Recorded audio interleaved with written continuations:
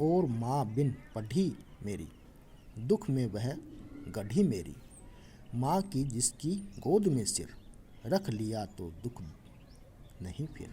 कवि कहता है कि मेरी जो माँ है वो पढ़ी लिखी नहीं है, यानी अनपढ़ है, लेकिन फिर भी वो क्या है, मेरी आँख याद में दिन रात दुखों में गड़ी रहती है, मुझे याद करती रहती है।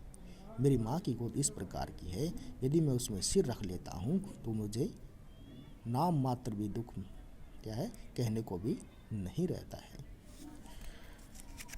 माँ की जिसकी स्नेह धारा का यहाँ तक भी पसारा है, उसलिए दिखना नहीं आता जो कि उसका पत्र आता। कभी कहता है मेरी जो माँ है वो मुझे बहुत स्नेह करती है, उसके स्नेह की जो धारा है मुझे यहाँ तक क्या है अनुभव होती है, उसे लिखना नहीं आता है। यदि उसे लिखना आता तो वो मुझे पत्र अवश्य लिखती। पिताजी जिनको बुढ़ापा एक क्षण भी नहीं व्यापा, वो अभी भी दौड़ आए जो अभी भी खिलखिलाए। कभी कहता है मेरे जो पिताजी हैं वो क्या है शरीर से बूढ़े हो चुके हैं, लेकिन मन से अभी भी वो जवान हैं।